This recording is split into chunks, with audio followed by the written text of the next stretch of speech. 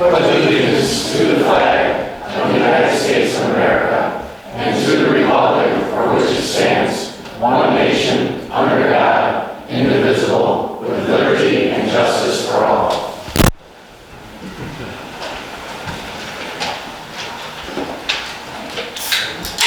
Madam Clerk, if you please call the roll. Trustee Rogers? Present. Trustee Reinders? Present. Trustee Giannino? Present. Trustee Cancelino? Present. Trustee Fielko? Present. Trustee Lana? Present. Mayor Utrich? Present.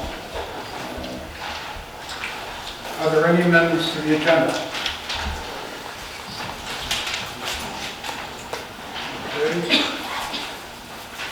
I need a motion to approve the minutes of July 13th, 2022. Council, I have a question for you, Council Horvath. In the event that there's something wrong with the minutes entirely, not just segments, they could simply amend, do you recommend we table that until they're fixed? Do you recommend we vote no to it? How do you recommend we proceed? If there are so many incorrections in the minutes that they can't be approved, then you should table them and then discuss with the clerk what the corrections should be so that they can be brought back to the village board at the next meeting. Thank you, sir, because there's whole segments that are missing. If it's just a minor correction or one or two items, you can then discuss it, move to make the corrections. And these are major reports that are missing. So, thank you. Okay, so you're going to make a motion to table it? Yes, sir.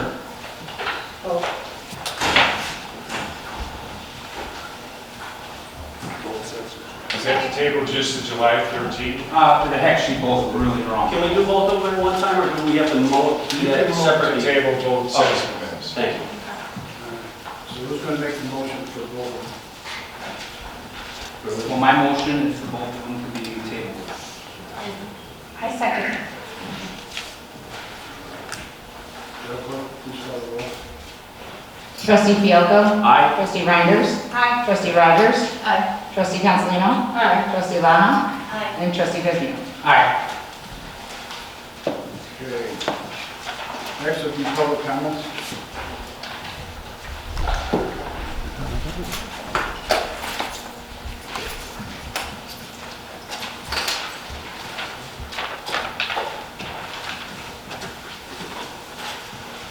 Sir, first one would be Angel Shake.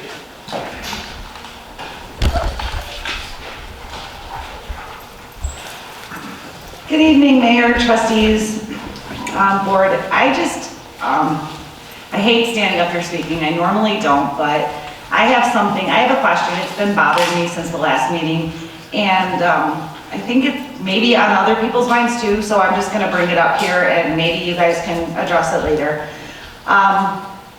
The last meeting I was at, you guys voted in favor of censuring Mayor Utrich.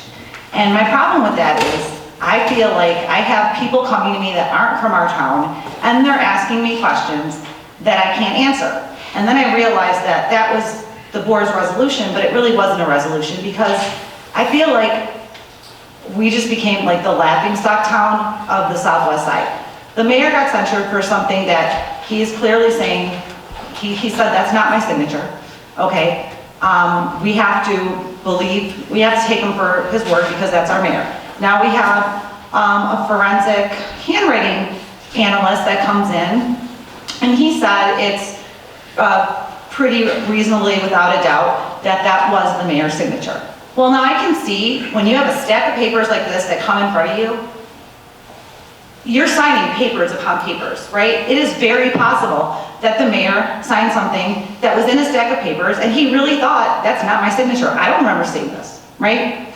So what came to my mind that I thought was never addressed here at a public meeting, why didn't anyone just say, there was a signature, right? There is a witness to that signature. I believe, now I'm not here like to know how this works exactly, but I believe that the clerk, so I don't know if it would be Christina or if it would have been one of the other clerks, but somebody had to have witnessed that and signed that was their signature saying, yes, I witnessed the mayor's signature. So what I'm wondering is, did somebody witness that? Did you witness that, Christina, or anybody witness that signature? And if there was a signature saying it was witnessed, then I'm hoping that maybe that could have just been clarified and we could have resolved this by saying it was just a mistake. Maybe there was a mistake, okay? But it never got resolved by just saying, okay, we're gonna do this to Mayor Yukich. Well, now his name is smeared too. So now nobody else's name was cleared, the mayor's name is smeared, and nothing was ever done to resolve the issue. So if somebody can please, Christina, maybe you can address that during your clerk's report, or maybe somebody can just address if I missed it during a meeting, was that ever, did somebody witness that signature? Because maybe we didn't need that forensic analyst or anything else if somebody would have just asked the question. Okay, did somebody witness this? Because if nobody witnessed it, maybe it actually didn't happen and it just got flipped in. So that's all I have to say, thank you. Thank you. Next will be Glen Field.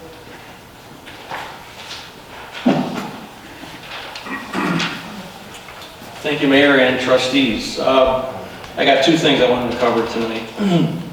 As the newly elected Homer Township Highway Commissioner last April, I inherited an incomplete roadway district facility. There's no running water, there's no toilets, no sewer, no water, no offices, rundown equipment. We had no material stock, no salt storage structure, no fire protection, no paved access roads to the facility. Over the course of the last year, I'm proud and excited to say that the facility is now complete, and I wanted to announce to the public that we're going to be having a public ribbon cutting ceremony and facility dedication 2 weeks from today. It's going to be from 3 to 6 p.m. on October 26th. There's going to be refreshments there, and of course it's near Halloween, so we're going to have some candy for the kids if you would like to bring them as well. I'll be there, of course, with my staff, and we'll have the trucks and everything out in the yard, so they got that touch a truck thing. If the kids want to climb on a few of the trucks in a safe environment, we'd love to have them. So that's the first thing I wanted to talk about. Second thing, as a member of the Homer Township Land Use Committee and Planning and Zoning Commission, I wanted to touch base quick on the Trantina Farm Event Center. There's an annexation agreement. The reason why I'm here is Homer Glen has an annexation agreement with Homer Township for this development, and it's zoned A1 from what I remember. So the annexation agreement allows the development on the Trantina Farm for the event center. The event center has been being planned for Homer Township since back in 1998 by Supervisor Ron Savara, and it was formalized in 2020, just 2 years ago, by an approved referendum that was on the ballot in November. It's for educational, environmental, recreational, and social community activities. It was formally adopted by the Homer Township Board soon after the election. So that's the background of what it is. Obviously, you can't put an event center out in the middle of a grass field. You got to provide infrastructure to it. You got to run utilities for it. You got to provide parking facilities for it. It's not going to just be a pole barn structure as it was on the ballot. So how do you fund this? There's a lot of spirited comments and back and forth on Facebook over the past few months. I appreciate all the comments they received, anywhere from 6 in the morning to midnight. It gets tiresome sometimes, but I wanted to go on public record real quick with how we're funding. We're providing the local grant fund, matching grant. We're providing the local match to the grant funding. And the only way to do that is to provide a sale of our current land. There are 2 other ways to do it. You could solicit a tax increase via referendum, which we're not going to do, and it's not allowed on the original bonds from the sale. Secondly, what you could do is you could float bonds with a 30-year payback but that would back taxpayers into a corner. You could use the revenue from the facility to pay for those bonds, but, you know, if everybody remembers COVID, you could have a shutdown of the facility and the taxpayers are left holding the bag. There might be a $10,000 to $15,000 a month note on those bonds for 30 years for an anticipated $2 to $3 million local match. So I just wanted to touch on those few items. And I invite everybody on the 17th, on next Monday, the Homer Township is going to have a meeting in this room for a discussion of this item. And I'd like to encourage everyone to come out and listen to what has to be said. And thank you for your time. Thank you. Next would be Steve Wallace. Good evening, Board and Mr. Mayor. I want to give you a little bit of a history lesson. If you go back in time, and this is about the Purdy Farm being sold and all that stuff. So it's going to be related to the village, what I'm going to talk about, not the township. So back in 2002, two village board members that are out there saying stuff that we can't do, Gail Snyder and Margaret Sabo, they're saying we can't do this community center. Well, in 2002, both of those were part of a board that took the strip mall out of open space that's on Bell Road. They also took the senior housing out of open space that's on Bell Road. And then the remaining 40 acres of land on Bell Road, they voted, along with the Planning Commission of Homer Glen, to make it E1. It's residential homes. Now, did they do something wrong? No.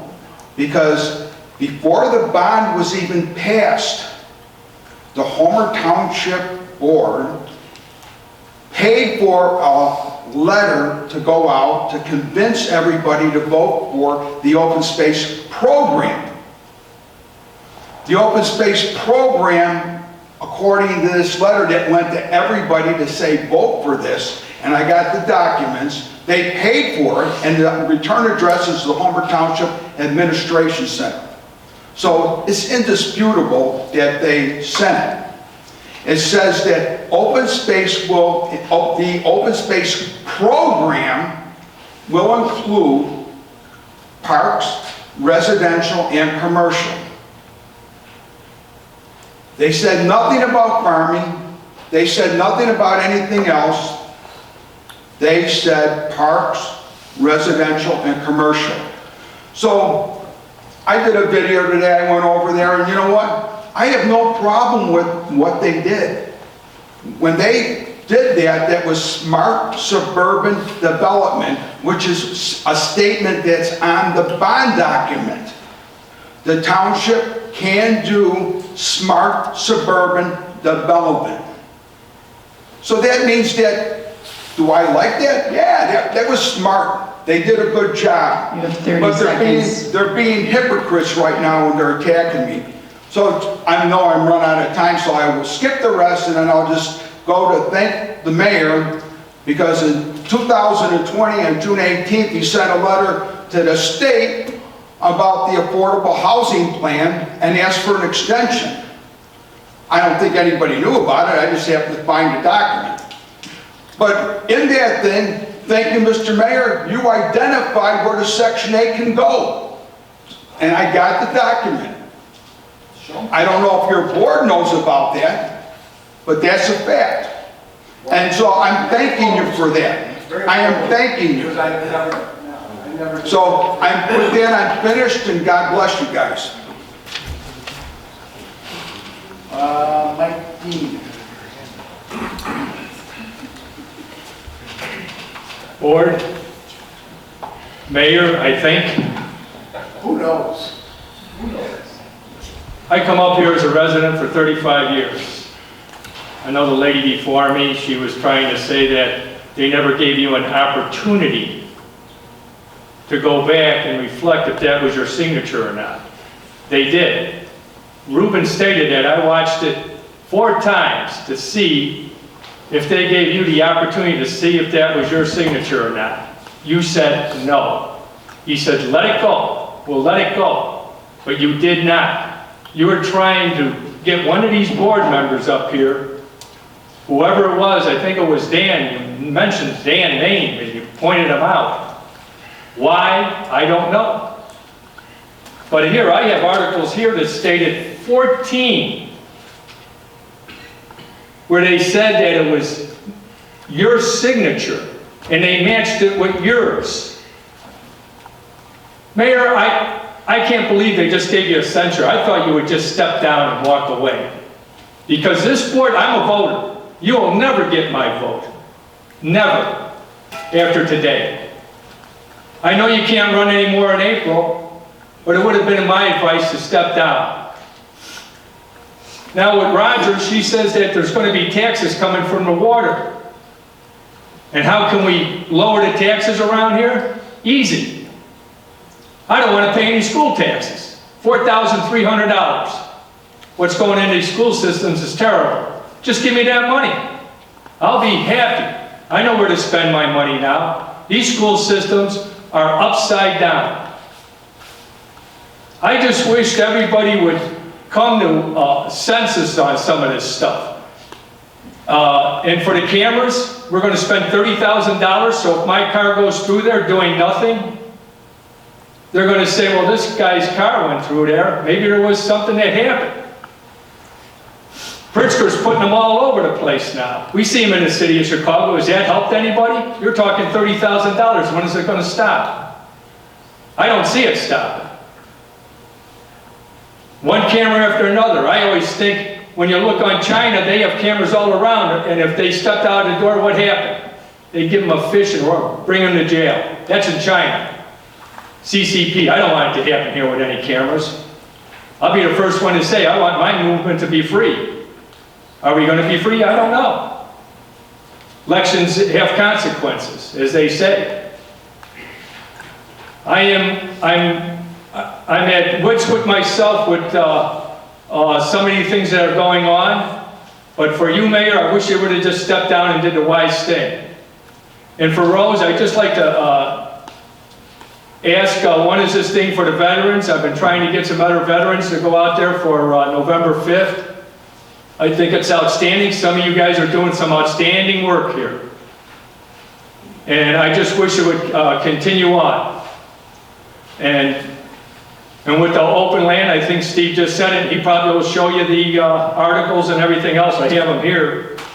He was showing me. I really don't know too much about it. You have 30 seconds. But for a 35-year resident, really just kind of minding my own business, coach a little football, baseball, help kids out.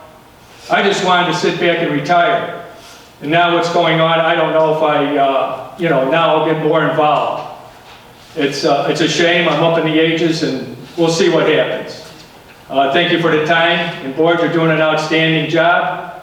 I just wish, Mayor, you would have considered and just left. Okay. Reports and communications from the mayor and other officers.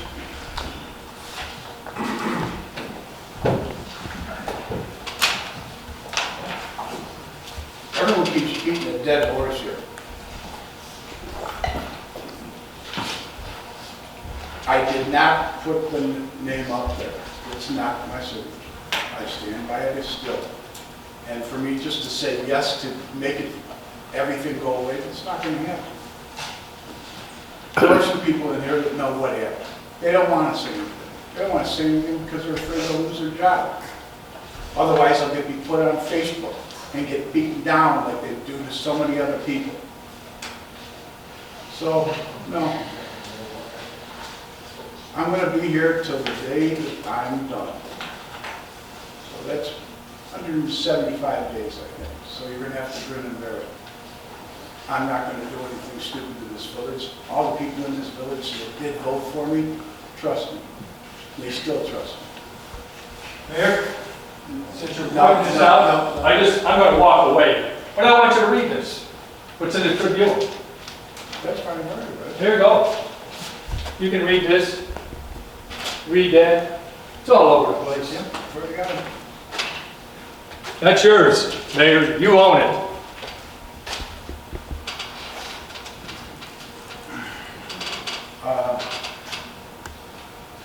So, that's my report. Next, go to the trustees. Go to Trustee Consolino first. I just wanted to explain to everybody that there was a fire on Friday morning over at the Sherlock Holmes Self-Storage Facility at 159th and Barker. Firefighters were forced to attack the fire from 2 remote locations due to the spread of the fire from the original unit to adjacent aisles. No one was injured, thankfully, and I'd like to say thank you to the brave Northwest Homer Fire and Homer Township Fire Departments. That's all I have to report. Thank you.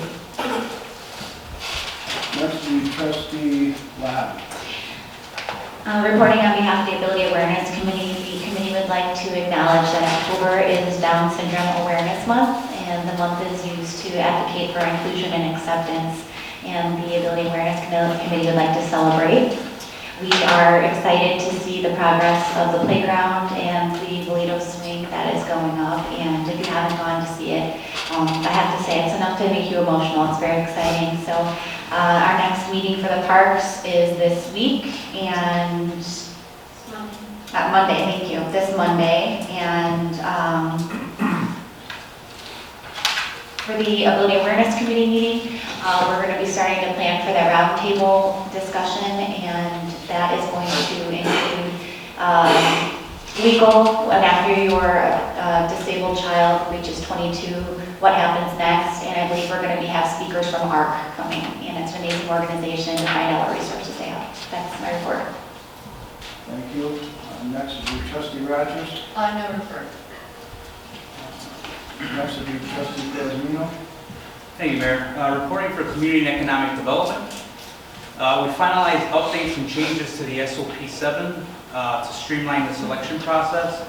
Now, basically what SOP 7 is, for those who don't know, it's a program for our bigger businesses and other businesses in town that basically goes based off of your sales. So whatever tax dollars that you contribute, you're refunded a percentage of that. The program, as of now, will be limited to the businesses with a minimum of 10 million in annual sales. And at this point, we think that's just a better way to go about it, because of course we'll be going off a percentage of the sales tax, where a smaller business can't really benefit from that. They're better off benefiting from actual grants. And that's the direction we're going to point the smaller businesses to. It's just a lot more advantageous for them. Now, also reporting for the Environment Committee, the village has had many inquiries over the past years in reference to planting memorial trees in our parks. So we threw around a few ideas, and in the last committee meeting, we looked at a few of our surrounding neighbors like Lamont, Lockport, and a few organizations like the Morton Arboretum, who've established programs that also incorporate trees, benches, plaques, and so on. The direction that we're headed, though, is something that is paid for and contributed by actual contributors, the people that are commemorating loved ones, family, people that are influential in their lives. So I think that's a very exciting program. We're still working on it, and once we, bring it to a level where we feel comfortable bringing it forward, we'll let everybody know. That's all I have, sir. Okay, thank you. Next would be trustee Renders. Good evening, everybody. I would just like to give everybody an update on the park. As you know, I've been putting up the videos on social media for everybody to see the progress. Right now, we're in a hold for the weather. They did pour the actual curves for that, and then the last phase of that would be to do the pour-and-play floor. So once they put that in, it has to settle for a few days, and then we'll be planning, Nicole and myself will be planning the ribbon cutting for the playground, and everybody can start to use it. We've got such a great response from everybody. We're looking forward to using the facility, and a lot of our I was out in the park the other day, and there were some parents out there with some handicapped children, and they were so excited, they just couldn't wait for it to open.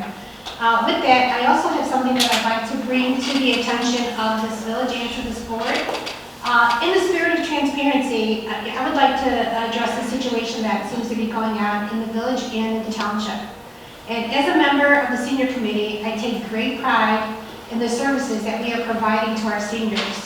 Last week, I was apprised of a situation that was affecting the senior bingo. Apparently, somebody either placed a call or wrote a letter to the Illinois Department of Revenue reporting trustee Mike Bonomo for either pocketing money or not getting a license or using the money for other things other than the senior bingo. I had a conversation with the Illinois Department of Revenue. Basically, what it all boiled down to is that we did not have a $200 license that is required by the Illinois Department of Revenue. With that said, I contacted 10 different townships between here and southern Illinois, and not one township had a license. Every single one of those townships provided a service to their seniors. They held the bingo, they charged them for their cards, they did not provide lunch. What most of you don't know is that the $5 that the seniors pay for their lunch, I'm sorry, not for their lunch, for their cards, that money is split up into the 10 games that we have, and it's given back to the seniors. We make no profit, and we do not pocket money. So, to whomever the person is that decided to report us, and whoever you are, you know who you are, and you have to live with yourself for that, for doing something against the seniors, it's unconscionable. It's unconscionable that somebody that would do something like that. After I spoke with these townships, they asked me, please, would you please call us back and let us know how this plays out. So to the people out there, just to let you know that we have and are in the process of filing for the license. But I mean, to do this to a trustee just because of political reasons, because you don't like the township, you don't like us, you don't like this board, is unconscionable. We're human beings here, and so are the seniors, and they're the backbone of this community. So anybody that would attack them is vile, in my opinion. That's all I have.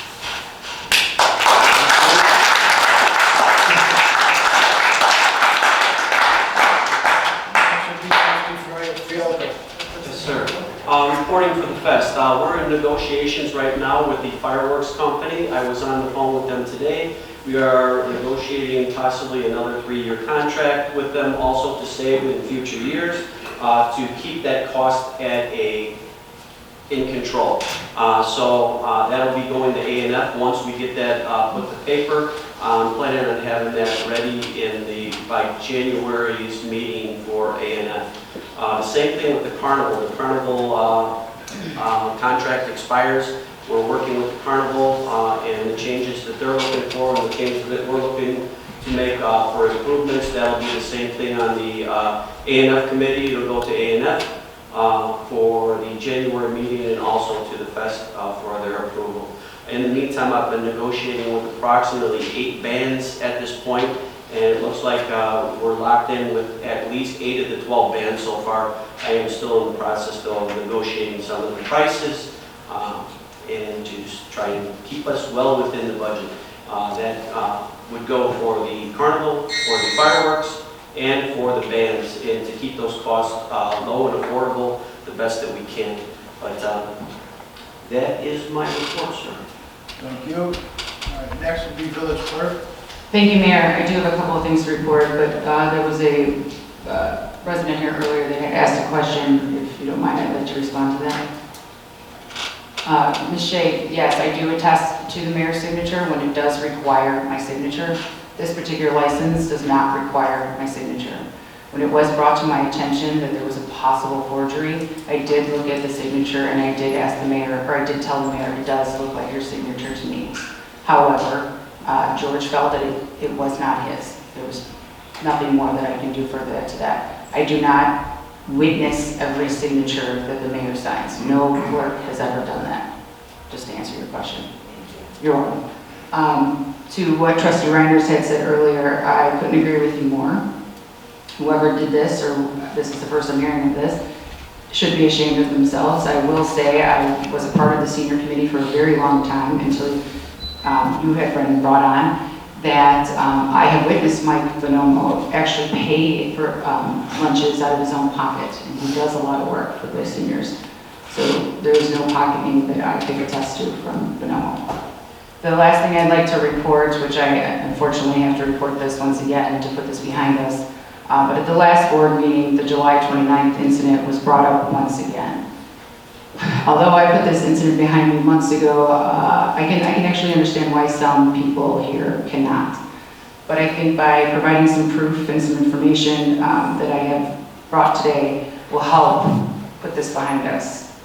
On July 28th, I did go to a golf outing. I have a statement here from the manager of Silver Lakes Golf Course stating that the employee that I had spoke to agreed, and I have it right here, that I had said or done nothing negative of trustee Reinders. If you guys would like to see that statement, I have that here. The manager also went on to do a full investigation and asked all the other employees as well if I had spoke negative or spoke to any of them at all. And the only person I spoke to was the beverage cart woman, who says that I had said nothing bad of Ms. Reinders. I actually spoke highly of her restaurant and her meals. The next thing I'd like to clarify is the statement was made that the court, the judge, had dismissed the case. That is not true. I have the paperwork right here that says the motion was dismissed based on the motion of the petitioner. So that's clarification number 2. Clarification number 3 was who called the police that day. It was not me. I have the reports to show that I had, along with Carmen, the village manager, had agreed, as we have done in the past, that for protocol that we do here, that when there's an incident with an elected official, that we contact the police department, not through 911, not through CAD, no other way, but to simply say, I need you here to document a situation. Situation was documented here in the office. With Carmen's statement and the witness's statement, the police had contacted you. You then, had contacted trustee Reinders. Trustee Reinders then turned around and called the police herself. And the report says she is the complainant. That's clarification number 3. Number 4 is on the circuit court. This one I will apologize to trustee Reinders for. There is a mistake on the report, which I did try to have clarified, which they would not do. The respondent asks, is the respondent suicidal? That's the comment that was made at the last board meeting. That question was never asked of me, and if it was, my answer would have been no. I did try to get this fixed. However, they said we had to go to court, which we did again. They said the case was dismissed. The next thing I'd like to clarify is the statements of that trustee Reinders was not allowed on the grounds of the village hall.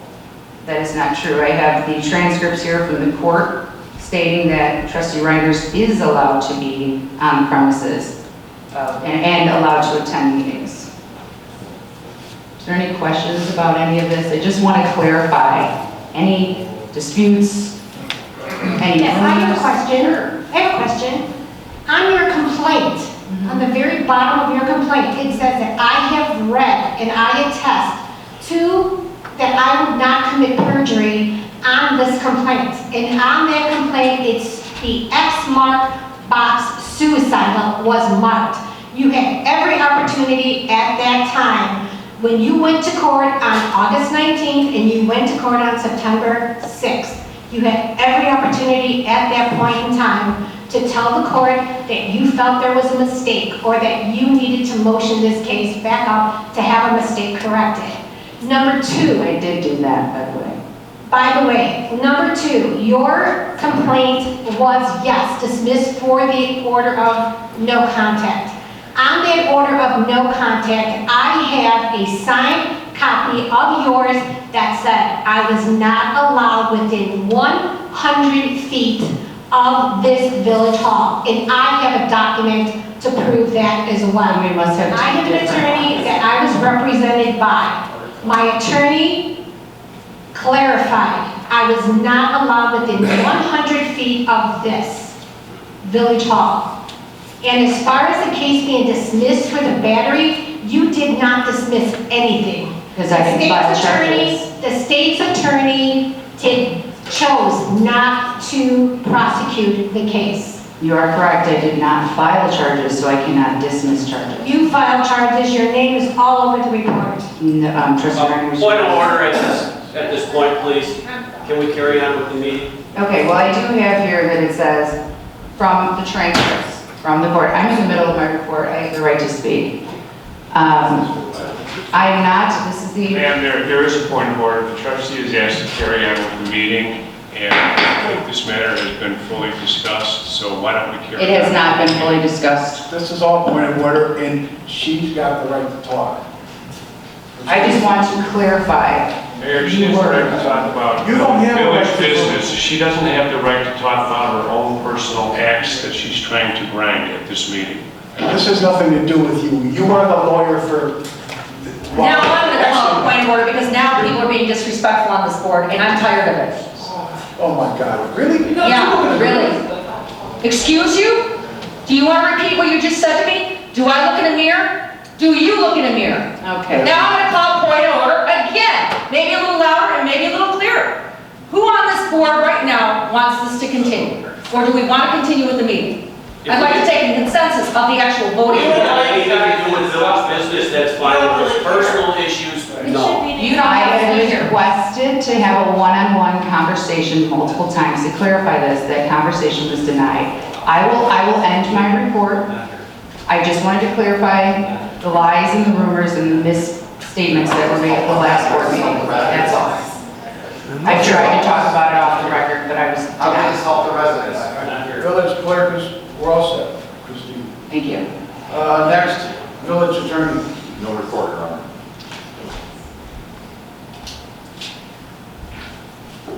You two, Gary. I do not have a report this evening, Your Honor. Public safety officials. Anyone, Jeff? No, Village manager. I do have a report, Mayor. In the light of the Halloween celebrations, we have a lot of stuff going on in the community. So I just want to touch base on a lot of the events that we are doing in the community. Our Scarecrow Walk is up and looking great. There's some great scarecrows out there. Please get out there and register your vote so we can get the 3 winners in.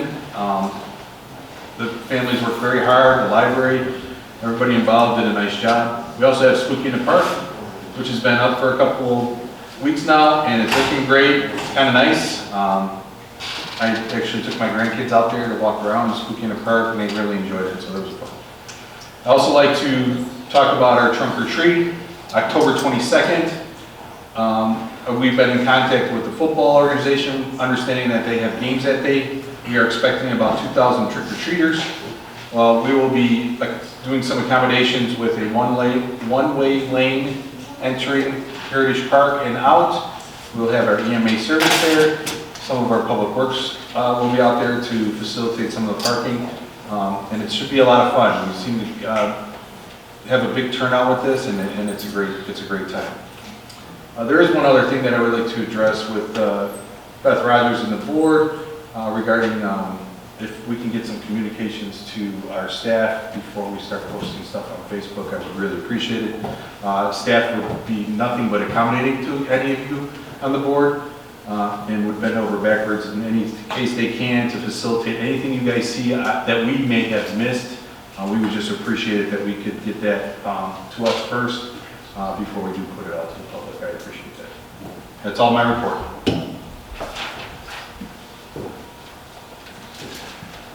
All set, Carmen? Yes.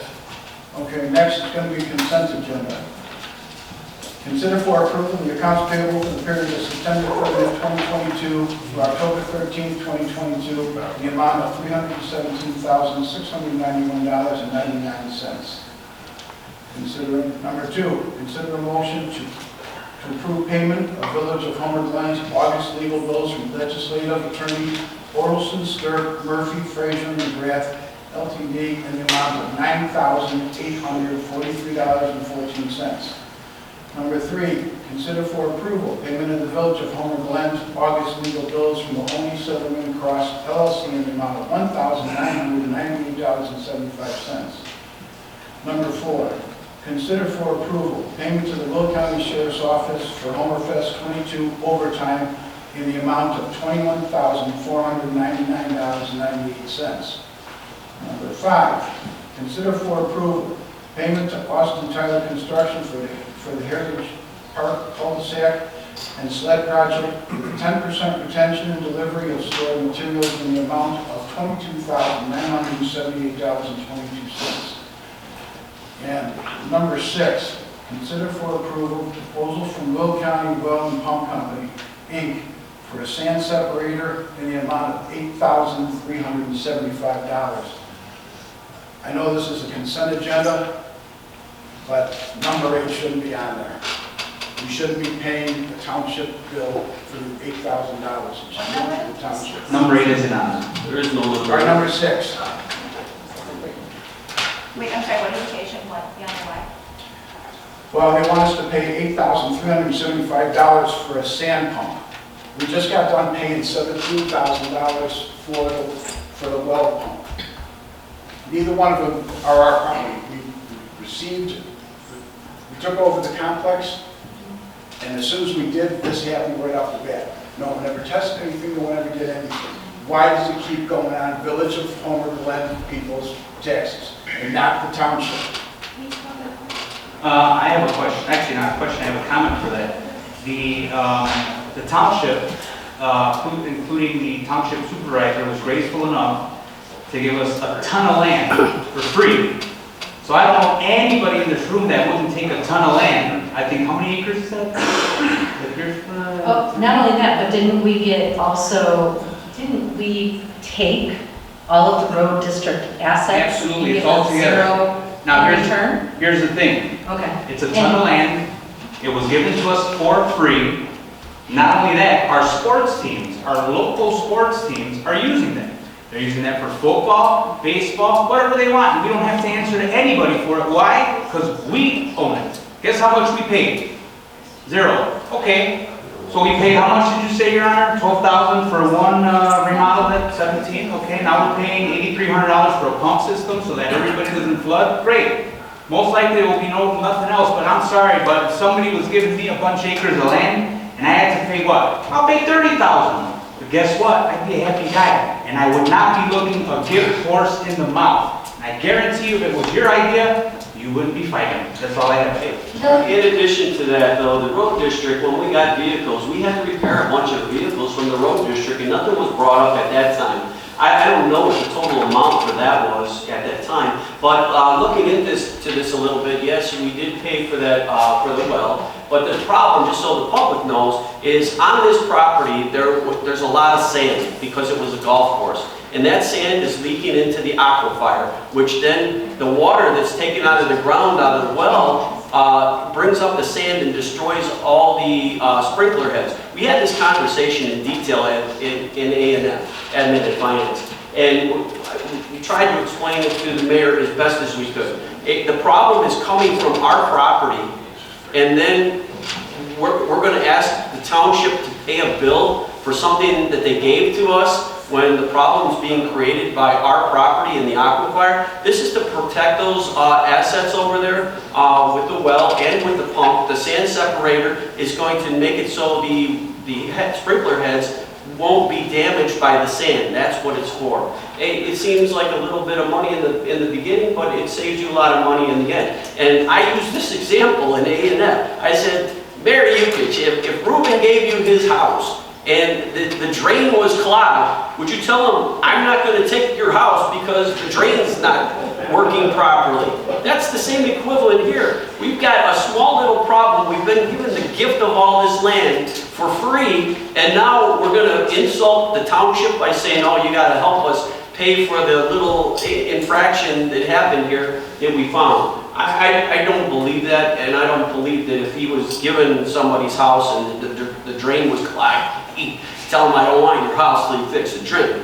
I don't believe that's going to happen. So I'm just trying to give a parallel as to what we're doing here that doesn't make any sense. And then the second part of that is it's this property that was damaging that property in the aquifer. So it needs to be done. It helps out, just like Trustee Pasmino said, it's for the sports facilities, it's for all the people playing football and baseball. It waters the property over there, it's going to protect it. $8,000 is a drop in the bucket for what we were given, and I don't see any problems with it. Okay, I have one thing to say and then one question to ask. I think this is strictly politicking as usual, and I would like to request the village manager to do us a favor for the next board meeting. Could you please find out exactly how much acreage that we obtained and what the value on the dollar would be for all of that? Yes, I can. That way we never have this discussion again. Thank you. Well, at the long end, there's a $0 on it because they were already in Homer Glen to begin with. We didn't need to approve them to come into Homer Glen. The properties were already here. The deal that he cut is he would pay for all the maintenance on it. And I don't know if he's paying the maintenance on it. There was but I only do a remember one. But you do have to remember that he said he was going to pay all the amounts for mowing. Now, May first, just, you know what? Until May 1st. I've got the floor. You're Point saying of the order, correct can we thing. please vote? We have We don't have a we have a motion yet. consent agenda. There has to be a motion and a second to approve the consent agenda. So moved. And can I still talk? No, I'd like to We go can't back. talk until we motion it in, right? That's his question. There is no debate usually You know what during the problem the is? consent agenda. Generally, is no Stop debate. politicking on board. No trustee is asked to remove any item from the consent agenda. So the matter, if one of you wants to make a motion and then a second, you can move on the motion. I believe I already motioned. I will second that. I'll call the vote. You need to call the roll. Trustee Reinders? Aye. Trustee Rogers? No. Trustee Cancelino? Aye. Trustee Fielko? Aye. Trustee Pasmino? Aye. And Trustee Lott? Aye. Motion carries. Next, legislation and action items. Consider for approval the proclamation declaring October as October Oak Awareness Month. So moved. Second. Who's reading it? You go first, sir. It's a high honor. Thank you. It's all yours. That's your committee. My pleasure, sir. Thank you, everybody, for coming to the designation of October as Oaktober, Oak Awareness Month in the village of Homer Glen. Whereas, this is going to be long, whereas oak ecosystems have been a significant part of the Illinois landscape for more than 5,000 years and are now in the state of decline across the entire state of Illinois. And whereas the state tree of Illinois is the white oak, and whereas Illinois forests, woodland, and savanna communities have been greatly reduced statewide, and the remaining oak ecosystems are declining in health due to decline of the oak dominance. Whereas these threats and declines are due to the lack of public awareness, impacts of invasive species, poor management practices, and reduced resources, and whereas oak and ecosystems in Illinois provide needed food and support for native insects and wildlife, oak trees and their companion species contribute to important native biological diversity. And whereas research has shown that oak trees and forests improve our air, water quality, human health, social and economic well-being, provide jobs and revenue, and improve the overall quality of life for all citizens across the neighborhoods and community boundaries. Whereas Illinois statewide forest resource assessment and strategy identifies the loss of oak ecosystems as critical issues for the health of forest resources in Illinois and acknowledges the following: the significant decline of oak dominance, the change in forest landscapes, the decrease in forest health, and the significant need to teach the mechanics of oak regeneration, protect oak woodlands, and preserve our Illinois natural heritage. We're going to fast forward here. Now therefore be it proclaimed by the mayor and the board of trustees of the village of Homer Glen that October 2022 is recognized as Oaktober, Oak Awareness Month in the village of Homer Glen, Will County, Illinois, dated this 12th day of October, 2022. Thank you, sir.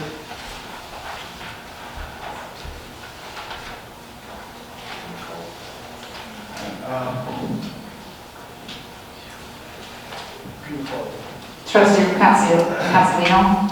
Aye. Trustee Fielko? Aye. Trustee Laha? Aye. Trustee Gazmino? Aye. Trustee Rogers? Aye. And Trustee Reyes? Motion carries. Next, consider approval of the Village of Homer Glen's trick-or-treating hours for Halloween 2022. So moved. Second. I have been asked to bring this up for discussion. I had a few mothers and a couple of teachers reach out to me that are bringing up the point that a lot of kids these days, since there are more kids on the bus, they're actually not getting off of the bus till around 3:30, 3:45, and 3:50. So a couple of things that were brought up to me is bus traffic and safety of kids, and trick-or-treating hours start at 3. And you know how kids get so excited and they just, want to hassle their parents to get out the door. I was asked if we could consider to push the hours back to 4 o'clock, from 4 o'clock to 7:30. So that's just for the board to consider and discuss. I've got one better than that. Now, I say this in light just a little bit, and I looked at this and it reminded me of not too long ago. We were talking about solicitors coming to our doors, and we wanted to narrow those hours down, but we were told about First Amendment rights. Now, I say this in light, but I say it needs to be addressed. We have somebody that's knocking on your door up till 9 o'clock at night to ask you if you can buy a program to kill spiders. But yet we have a little trick-or-treater that's coming to the door that's dressed up as a spider, and we won't allow that person to trick-or-treat at 7 o'clock. So, Eric, you've talked about First Amendment rights. Maybe you could help me out. Where the First Amendment rights would be for a trick-or-treater. We've gone through this, trustee. Okay. We've explained it. You asked that we take a look in it. We have not had a chance to take a look into the soliciting ordinance. With the trick-or-treaters though? It's a different situation. I think you're mixing apples and oranges. No, I'm not. It's the same thing. People are knocking on your door. And so if one group of people have First Amendment rights to knock on the door, I'm just wondering where we draw the line. Because it doesn't make sense. And I'm all for safety, but I'm for safety with people knocking on your door that are trying to sell you things, and I'm for safety for the trick-or-treaters. So if we're going to allow solicitors to knock on the door till 9 o'clock at night, do I like that? Not at all. But do we want to... So you're suggesting that trick-or-treaters go till 9 o'clock? At 7 o'clock? I'm not sure. I'm just putting it out to the board because we can't have it both. Again, this is one of those situations to me. You can't have it both ways. We want to restrict our residents, but we want to allow somebody to come in from outside of the community and knock on the door anytime they want. So it's not that I don't believe we should have a little bit of control over it. I'm saying, where do you draw the line when it comes to both and the First Amendment rights of anybody that would be in this village? So I noticed on some of these, we had some surrounding villages, we did the comparisons, a lot of them actually went a lot earlier. They started at 2 o'clock, but none of them went past 7. So I just was wondering, I'm sure that's a ring. And I think there's a good point that even if we do set it at 3, you could send your kids out at 4:30, but I think one of the concerns was from a bus driver in my area, that it's hard when the kids are running around and they're just getting off the bus. So she was concerned safety-wise, traffic. So the only thing I would add to that though is there are a lot of shift workers out there that may want to start with their kids earlier though too, like at noon.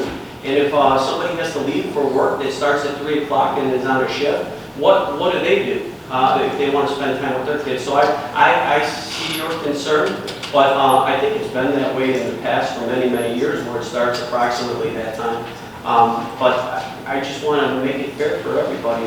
No, I think the point is the fact that if we started at 3, that's right when kids are getting off the bus. So it's I think some of the kids in the bus are getting off, I think she had given me times 3, I think like 3:20, 3:30, 3:45, and 3:50. Did she say if there was a problem prior with this? Because I those think- littles, like preschool, Right. that's the ones that go out I really think- early because the parents don't want to be out Right. later than dinner time. I think that the concern was since there are more kids on the bus stops, it's taking them longer to get through the drop-off. So she just had asked that we just consider it, so that's. I have an idea. Can we just do 2 to 7:30? Call it a day, it covers everybody at early shift, everybody later shift, 7:30 is not that bad, right? Stay from Or there. how about 2 to 7? I think so, because it's already dark at 7:30. I was interested in the trustee Lahat, she had a great point. you know, if you give my 30 minutes more just to cover that time that they lose, candy's very important. Don't you think that maybe buying a bag of candy would be the safest thing and bring it to where you're not walking around because it's pitch black out right now and it is 7:54. But when we got here, it was dark and it was almost 5:15. So it's real simple. All you're worried about are the kids. And if the parents aren't watching the kids, that's their fault. But this one here, and doing it till 7 or 7:30, spend $20, give them their candy, and they're fine. They're in a house, and you don't have to worry about a thing. Can I make a comment? I live in Pebble Creek, and we have people from other neighborhoods come to our neighborhood just because of like the sidewalks. It gets extremely crowded. I don't mind the trick-or-treaters, whatever time it is, but it does get extremely crowded on our streets, and there's a lot of kids. Like parents drive and park on our streets, get out on both sides of the street. So it does get crowded, but I'm only speaking out of my neighborhood. I don't know about other ones, but I have a special needs child that comes from Butler. He gets off the bus at 3:45 p.m. So what Trustee Laha mentions, it does kind of make sense, but that's just from my viewpoint. I think if you spread the timing, you spread the kids. So what time do you want to have? 2 to 7:30. 7:30 sounds good. There's not one 7:30 in Orland, Lockport, and Leonard. I say we're very unique. 7:30.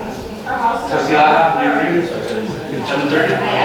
I don't personally see a problem with 7:30. 7:30. We need to make a motion to change that. Yes. I'll make that motion to change the time on. Who's the second? I'll second it. All in favor? You have to let him make the motion. You have to let him make the motion. You're in a hurry. Just for the record, Trustee Reinders and Trustee Consolino made the original motion, just so everybody knows. Thank you. You know what? Who made the motion? Trustee Reinders made the first. Go ahead with it, Rose. You go ahead and take it. Okay. Is there a motion to approve the village's past trick-or-treat hours of, no, I would like to make a motion to amend the trick-or-treat hours from 3 to 7 p.m. to 2 to 7:30. So moved. Well, I will second it. I'll second it, thank you. Just in case. I'm sorry, what are the hours? I didn't hear. they're going to be 2 to 7:30 p.m. What is it, what time? 2 to 7:30. 2 to 7:30.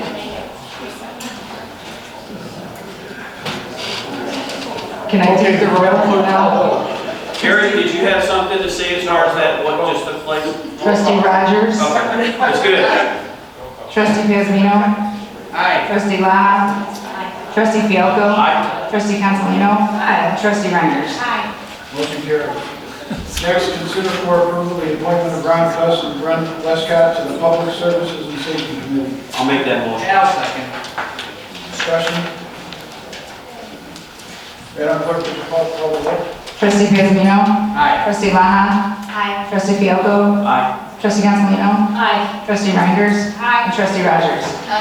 Motion carries. Next, consider for approval ordinance number 22-040, a request for one, a variance to reduce the required side yard building setback from 20 feet to 11 feet, and two, variance to increase the maximum driveway width from 28 feet to 33 feet for certain real property located at the R2 Single Family Residential District at 16454 South Spaniel Lake, Glen, Illinois, HG 2216B.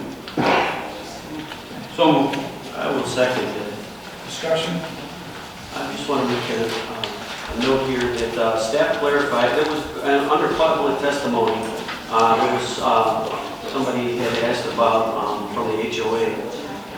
They were concerned about allowing the variances for impervious surfaces, and the staff did clarify that this variance did not increase impervious, and the proposed lot was well under the allowable impervious for the zoning district, and also the planning commission voted on this 5-1 to adopt. Any other questions? Madam Clerk, please call the roll. Trustee La? Aye. Trustee Consolino? Aye. Trustee Rogers? Aye. Trustee Reinders? Aye. Trustee Piazmino? Aye. Trustee Fielko? Aye. Motion carries. Number 5, consider for approval ordinance number 22-041, a request for variance to allow a fence to be installed on a lot with no principal structure.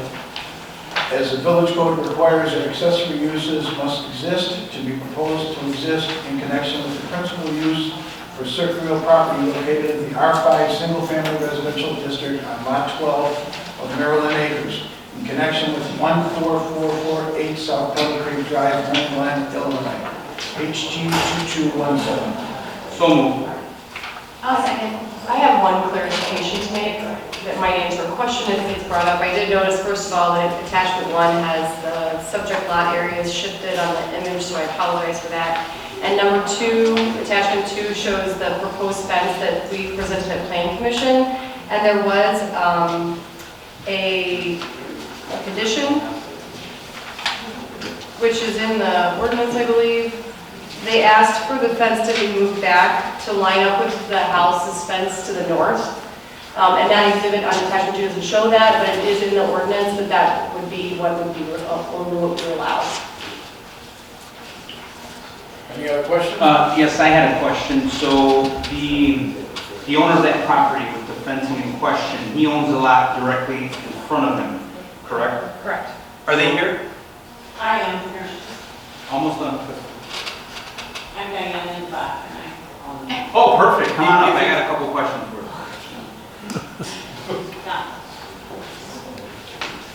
Hi, how are you? I'm fine, thanks. So as far as the fence itself, this fence is going to cover, looks like both properties, the one you currently reside in? Well, currently, I have the 2 properties. We bought Pebble Creek property in '74, and then when Maryland Estates was established, we bought that lot behind us.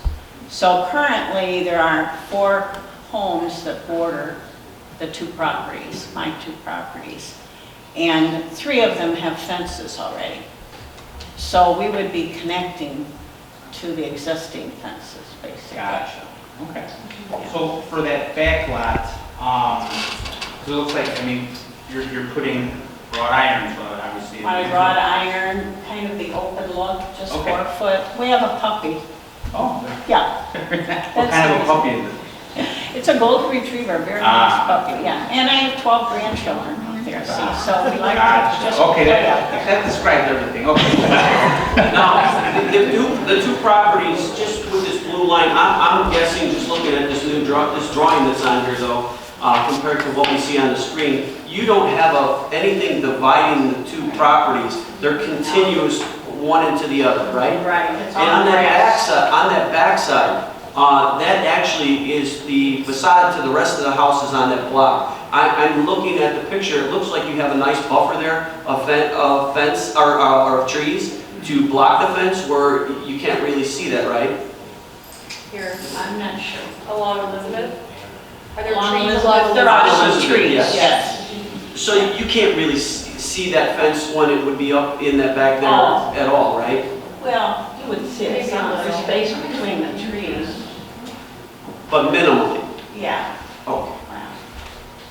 And So for that back part, do you plan on developing that rear lot, or is that going to be just No. part of your? No. Okay, so this fence is pretty much, one could say, security. Yeah, Okay, thank you. and those 2 lots have separate tax ID numbers, right? yeah. There's no effort to try and combine those at all, right? You're No. keeping them separate. So at any time, you could sell that lot if you wish in the back, or sell your house, or separate them however you wish to do, correct? I don't know, I never thought about it. I believe so. Melissa? She could, I mean, if they're separate parcels, yeah, she could. Yeah, okay. I just wanted to make sure. Thank you so much. Thank you. Any other questions? Madam Clerk, please call the roll. Trustee Fielko. Aye. Trustee Rogers. Trustee Kazmino. Aye. Trustee Reinders. Trustee Lana. Aye. Trustee Consolino. Aye. We're all set. Thank you.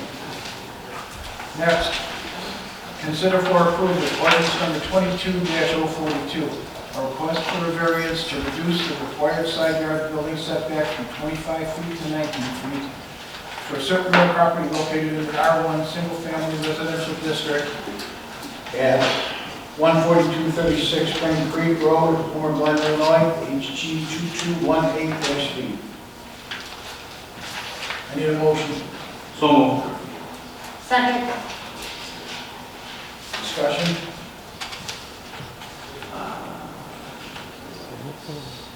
Melissa. Yes. Oh, no, you didn't. As far as looking at the picture on page 3, or 5 of 8, the subject property and the 20, going from 25 feet to 19 feet, side yard setback, you don't see any problems outside with water. I mean, it's close to water, you've got the Spring Creek in the back, but with this and what they're asking for, and being that the planning commission looked at this 5-1 or 5-0 to adopt it, I always ask you, in addition to what we have on paper, for your opinion, and in this case, you don't see that as causing any problems with drainage, correct? So I'm not an expert, but I would think that this would probably have little impact considering the existing home already sits in that location, so it's a pretty small addition. Brett could probably answer that question better than I can. Yeah, absolutely. Limited. So if you look at attachment 1 on the aerial map, you can see where they're going to be adding the addition to the house. There's not an adjacent property immediately adjacent on that west lot to it. So I wouldn't have any concerns with drainage issues with the addition. It'd be a different story if the house was right next to it on the adjacent lot, but it's just open space there. So I would not foresee any issues with drainage. Thank you. Any other questions? Madam Clerk, please call the roll. Trustee Rogers? Aye. Trustee Guzmino? Aye. Trustee Fielko? Aye. Trustee Reinders? Aye. Trustee Laha? Aye. And Trustee Castellino? Aye. Motion carries. Number 7, consider for approval ordinance number 22-042, a request for a variance to reduce the required.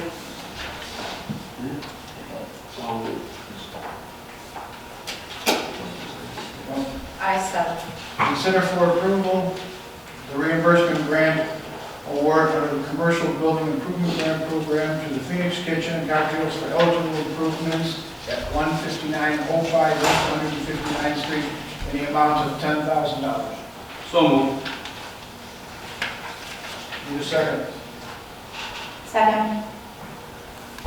Discussion? I'd like to discuss that Phoenix is one of the 6 businesses in Homer Glen that receives the Village of Homer Glen Sales Tax Economic Development Incentive Policy. This is what we call standard operating procedure number 7. And what that does is it's a type of incentive where the sales tax rebate as a portion of new revenue to be generated by the proposed project from the 1% local sales tax. I wanted Rose and Ruben, you both sit on CED. I wanted to ask you if you, or even Jamie, if you guys could explain this a little bit more because they're already receiving an incentive and I want everybody to understand what that incentive is, especially since we've only given out 6 of these incentives since we incorporated this procedure since 2013. And these are all like big box stores, and this is the only small business in Homer Glen that received this. So I'm not quite sure why they were eligible, being a small business, if this was supposed to be for big boxes, but it doesn't quite say that specifically in the standard operating procedure. And if we're going to be giving them this grant, I want to establish this clearly because they're requesting the maximum with the incentive program of up to $125,000 or 10 years, whichever comes first. So can you help explain this a little bit in layman terms?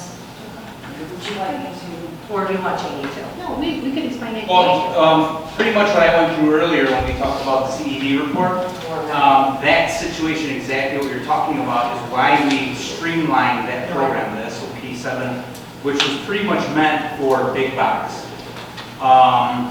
You know, fortunately for Phoenix, they were able to benefit from that. You know, perhaps maybe, you know, somebody told them about it, they applied for it, they got it. You know, bottom line is they have it. So at this point, with this by itself for the grant, they do qualify. They met all the requirements, and that's why they were given, or they were chosen to be, at this point, approved finally. As far as the SOP by itself, moving forward, only businesses showing $10 million or more in revenue will be even allowed to participate in the SOP 7 program. And the reason we did that was so that it wasn't an unfair advantage, because of course there were a lot of restaurants that were not offered that SOP 7.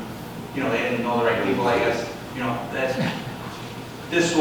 what we did today will make sure that never happens again. I mean, I know that this got voted for them to have this right before we were sworn in on the board, but they're asking for the maximum amount of the grant program that we're offering the CD. How many other businesses have asked for? Well, we do have a lot more applications on, that are actually coming in for the grant. The total amount per year that we're allowed to give out in grants is $60,000. We've had conversations before in the past where we thought we would need to increase it because of the need of businesses. And just to point out that, myself and Ruben and a couple of the trustees, we got beat up after this was given to the Phoenix, because I've had other trustees that called me from years back to say, what are you doing? This was not supposed to be like this. It was only supposed to be. You didn't vote for it, none of us. We didn't vote for it. So we got beat up, and then all the businesses that came to us and said that, well, why haven't I received this? Why wasn't I told about this?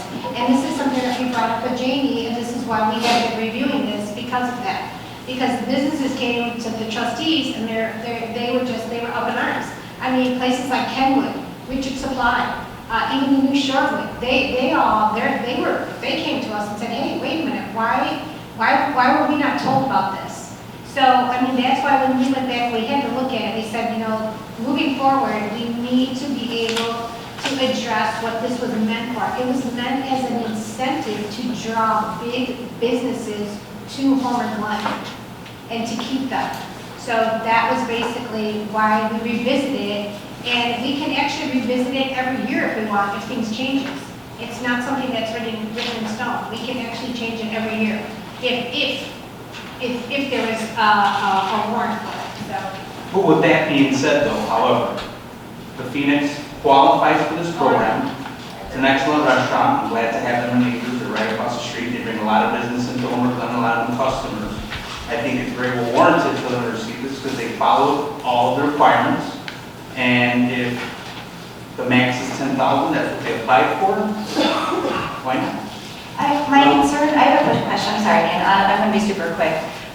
Rosie, you said that this is meant, moving forward, it's meant to have the bigger businesses come. I love the smaller restaurants. So I want to make sure that we're still attracting places like Taza, Ruby Agave, and Phoenix, because I love to have options, and I don't want to, alienate the smaller. Yeah. That's not the intention. Okay. That's why we have the grants. Okay. And to be quite honest with you, Yeah. me personally, as a business, I would prefer to have a grant as Sure. a lump sum as opposed to, Payments. maybe I have a bad year, Right. I'm only gonna get what I got in sales I tax see. for that year. Yeah, that makes sense. My only point on this was that I feel like they've already been given a little assistance here that's still going to continue yet. And I feel like asking for the maximum amount when I know the majority of them that are applying are not asking for 10,000. I just feel like that's another leg up, and especially when they are the only small business in Homer Glen that received this out of 6 stores. So that's what I have to say about it. Well, just because we have it set at $10,000 doesn't mean we have to give the maximum amount, just like the grants with the state for the fest. There was anywhere from $10,000 to $1 million that you could ask for. We asked for, at the low end, I think we asked for $100,000. What I see this doing is pinching off at this cost, $10,000. I see it cutting off the opportunity for 6 other businesses if we were to cut this in half. We had this meeting and we talked about this at length, and we did talk about maybe giving less money, and I know we narrowed down the items that it could be used for, but I don't see why do we have to give the $10,000? Could we make an adjustment where we could have then 11 other people get $5,000? If we do this $10,000, that only leaves 5 more businesses to be able to make improvements at that point. So to me, I almost think that between the combination that we were talking about with the SOP 7, they're being taken care of with that agreement, that's not their fault. That they got it, I'm glad that they got it, and I like the Phoenix Kitchen also. Their food is great, the drinks are great, but the thing is, we have to be fair to the other businesses in the community, and Rose, you said that there's other people applying. Yes. I don't want to pinch off by giving the maximum amount to somebody right off the bat. Now, if we were at the end of the year and there was $10,000 left and nobody else was asking for it, I could see maybe going with a little bit more money, but at this point, How many the applications? program cycles itself from May to May, correct? Yes. So we've got till May of 2023 for the request to come in from other businesses, and maybe not all the businesses know about it, and they will after this, I don't know. But to give the maximum amount, I mean, that's a very, I mean, we're good, but... Just to give the board a little bit more background, this is the second fiscal year that the program's been available. In the first year, it was already, I think October or September, I think it was, of the first fiscal year that the program was instituted, so part of the fiscal year had already transpired. The board at the time said if you had a building permit issued back to May 1 to kind of capture those businesses, and actually Crosstown Realtors was able to get a grant because of that situation.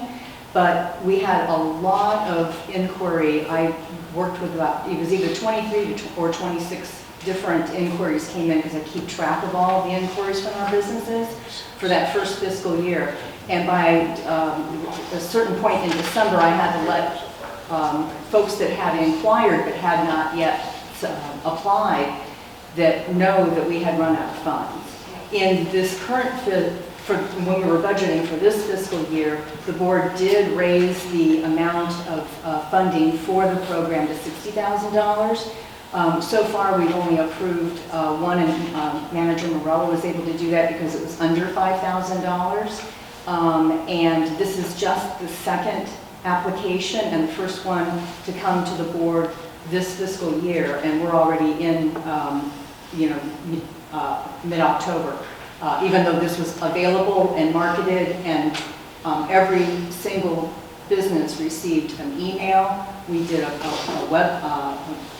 an e-blast. It's been posted on our website. We ran through a bunch on our Facebook. We ran through a bunch of different ways of pushing the information out that the program's been available. So far, I've only had, in comparison, 13 inquiries. So the amount of traffic has slowed down a little bit. Very recently, and within the past month, I've been very busy processing applications and helping tee up people to get ready to come in. Right now, I'm working with, apart from the one approved and this one before you tonight, there's 3 more potential applications coming in, but until they're complete, it's nothing that I can bring to the board, and I don't know that they'll get complete. So we have to keep working. So there's a lot of hand-holding and making sure we have apples-to-apples quotes with contractor estimates and things like that have to go into this. So just to give you an idea, it's we haven't run out of money. The money is there. We have notified businesses. We'll continue to do that. I continue to work with everybody that has contacted me so far to see, are you going to come in? Do you have any questions? How can I help you? The program is structured so that it's a 50% match up to a maximum of $10,000. So if you have a project that costs more than $20,000, you qualify for the maximum potential $10,000. That's why it's actually from the program eligibility that allows them the potential to get a $10,000 grant for this. The resurfacing, they're going to completely mill and resurface the entire parking lot, and that's a very costly project. So that would be my next question. That parking lot in the building for Phoenix is a certain size right there, but there is also a strip mall to the south of there. So somewhere in the middle, it's on the their parking plan. is all owned by the restaurant?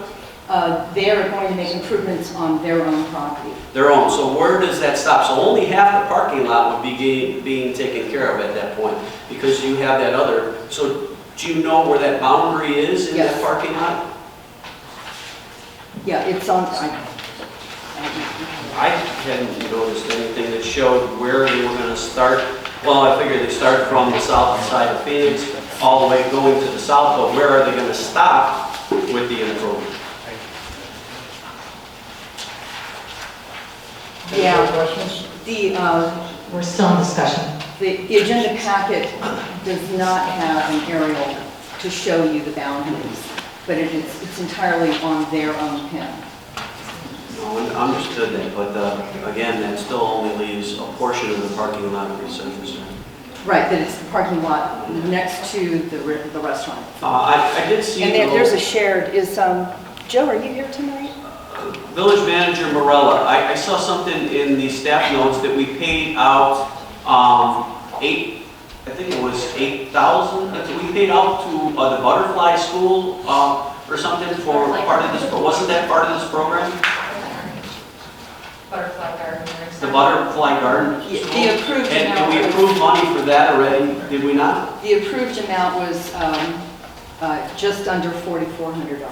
$4,400, okay, so this isn't the first, how many, so this would be the second one that we'd be paying out to, Right, not the right. first? And if this one is approved and the full $10,000 grant is provided, there would still be another $45,600 and change available to approve for additional new. But how many applicants did you say you had inquiring that you're teeing up right If now? all of them come in with complete applications and the board approves everything for the maximum that I'm expecting at the moment, and this could change a little bit, we would still have 31,100 and change to work with more businesses, and that would be after we've assisted 1, 2, 3, 4, 5. I'm more concerned about how bad the economy is continuing to get day by day. And Dan, you know what you're talking about with holding back and sharing the wealth, that's kind of where I'm at with this, because I want to see everybody have an opportunity if they need it for any available funds, because I don't see this economy getting any better. Do you? My question is of the 13 recipients that applied last year and were not able to get any of the grant money, have any of those people applied again this year? So we had, the first year, we actually had 5 applications that were approved, okay? And that used up all the money that we had. The answer is, I think the Phoenix was interested in coming in at that time. They were thinking about their patio improvement at the time, but they got caught in the gap between when we ran out of money and when we got new money. Their project was already built at that point. The situation with the grant program is that you cannot move forward with your improvements that you're asking for grant assistance until you have a grant award approved by the board. So that's Okay, one. that was not my question. My question is, of the 13 that didn't apply, did any of them come back to apply again? No, we only had 5 applications the first year. Well, you had said that there were people that wanted it and the money ran out. This year, I had about, I can't remember, it's either 23 or 26 back in my office was the first year. Those were inquiries. Out of the 26 inquiries, we only got 5 applications. Okay. This year, I've gotten 13 inquiries so far, and one's been approved, another one's in front of you, and I have 3 that have incomplete applications. They've been beginning to give me some notes. If we, so you're saying of all of the ones that are still sitting on your desk, there would still be 31,000 after? Correct. If they had come in for the patio, for the $190,000 patio, it would still just be 10,000? It would still be 10,000, yeah. These are both expensive improvements the Phoenix is making. And I agree with what the rest are saying insofar as like if we're going to ruin or, dole out all of this money at once, but that being said, they did follow the rules and they did it, so moving forward, you may want to change that verbiage. Maybe it's a percentage, or maybe it's something that's left open where we decide how much to do it, but there's somebody that follows all the rules, Yeah, I don't know that it would be okay to change it, you know, since we've already set the precedent how it was until after, moving forward. Because we have to compare apples to apples here with all the businesses. We can't, What it says in the agreement, though, and I read it. correct me if I'm wrong, I read it. it says you can request up to. It doesn't mean that this board will give the full amount.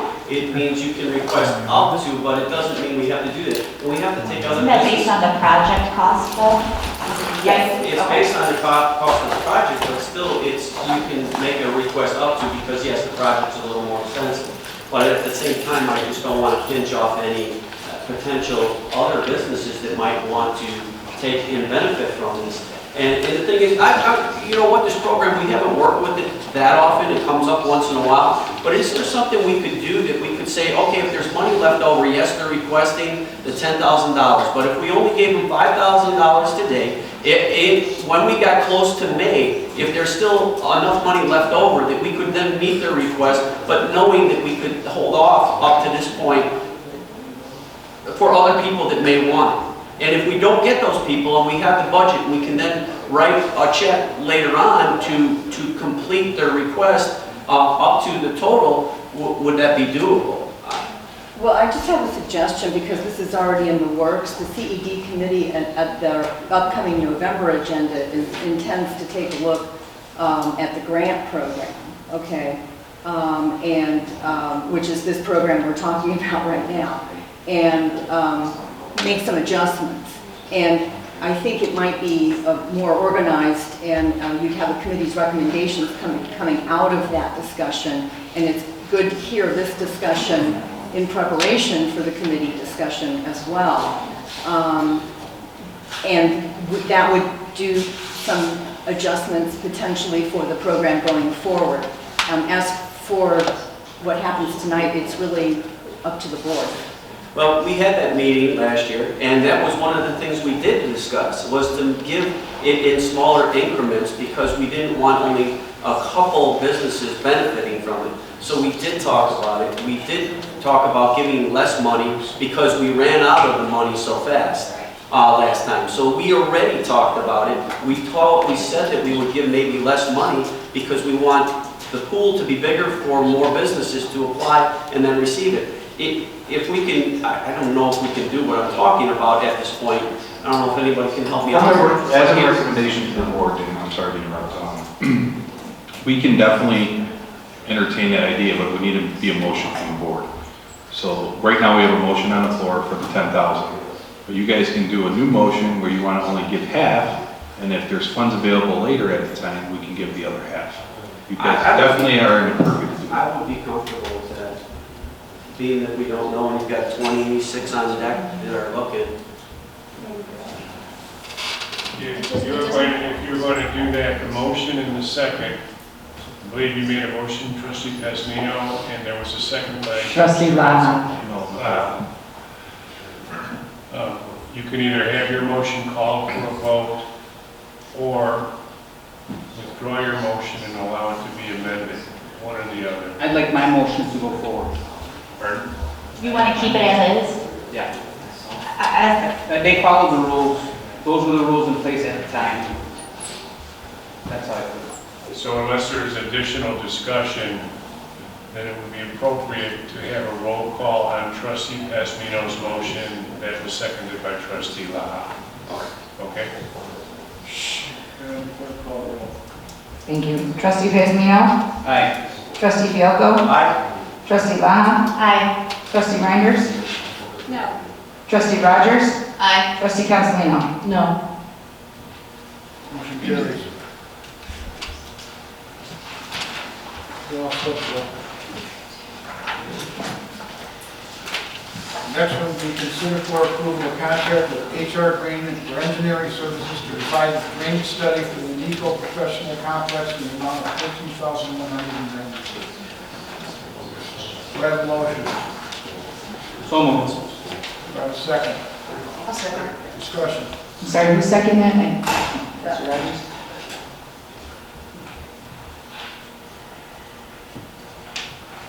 Is there any discussion? Madam Clerk, call the roll.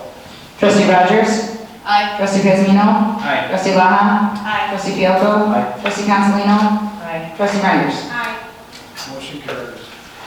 Next, consider for approval Resolution 22-012, resolution supporting the submission and execution of an Illinois Transportation Enhancement Program, ITP, application and agreement between the Village of Home and Glen and B3 companies for the design of a multi-use path to extend the Heroes Trail West and connect Heritage to Culver Park. I'll make that motion. Second. Discussion? If I may, Mayor, just so that the record is clear, when the agenda was prepared, it included a portion of the sentence with that said, "and agreement between the Village of Homer Glen and B3 companies." It's really not part of this particular resolution, so the resolution is just to approve the Illinois Transportation Enhancement Program application for the design of a multi-use path to extend the Heroes Trail West and connect Heritage and Culver Park. I'd like to say something about this, is that village manager Carmen Morello, myself, Brett, we all met with V3, and they basically showed us how they would go about doing this, and they actually suggested to us that they will be trying to apply for some grants for this project, but that in the event that we don't get any grants for the project, that their suggestion would be maybe to do this over a multi-year in order to be able to not break the budget, so that we had a plan to budget for 3 years if we would do something like this, if we couldn't get any grants. So, just bring everybody to speed. Now, when you're talking about that, Rose, are you talking about for the future expansion all the way to I-355? No. Or just this portion? Just this portion of it, just this portion. Any other discussion? Madam Clerk, please call the roll. Trustee Giesman. Aye. Trustee Rogers. Aye. Trustee Laha. Aye. Trustee Fielko. Aye. Trustee Consolino. Aye. And Trustee Reinders. Aye. Yes. Next is number 10, consider for approval payment to Joe Lincoln for $8,627 and Gintautis and Ozra Borisvicius in the amount of $3,040 for right-of-way acquisition in preparation for the 151st Street widening. I'll make that motion. Second, I'll second. discussion? What this is, we covered this in admin and finance, and what this is we've actually already acquired these properties, where these people did not get paid yet. I don't know exactly how that happened. We weren't part of the board at that time when this took place. So to move forward with the 151st Street widening, which when we say widening, it's actually just putting in turning lanes, it's not putting in 4 lanes of traffic. But this property was acquired from these families to be able to do that. We've acquired those properties, they just have not been paid for those properties that were encroaching, or not encroaching, but taken to widen the road. And admin and finance agreed to unanimously to move forward with this. Any other discussion? Madam Clerk, please call the roll. Trustee Reinders. Aye. Trustee Consolino. Aye. Trustee Fielko. Trustee Giesman. Aye. Trustee Laha. And Trustee Rogers. Aye. Motion carries. Next, 11, consider for approval ordinance number 22-043, an ordinance rescinding ordinance number 01-066 entitled, an ordinance creating the office of village collector, adopted August 21st, 2001. So moved. I'll second it. Discussion?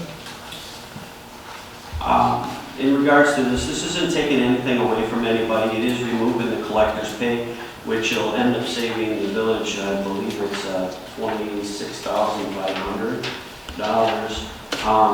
We do have somebody in the office that will be taking those duties from May 1st and completing them from in the office as a job title, which is the deputy clerk. So we are not taking anything away from anybody. I believe it's the clerk that now gets that salary or that pay. The clerk is not running for clerk again, so we're not taking anything away from anybody. I want that to be clear. In the meantime, our budget, when our budget comes up and we start with our new budget on May 1st, this pay of the $26,500 will be all over with. So that gives the village manager some financial room to work with staff and to tweak the offers however he needs to make adjustments. That should help out in that regard.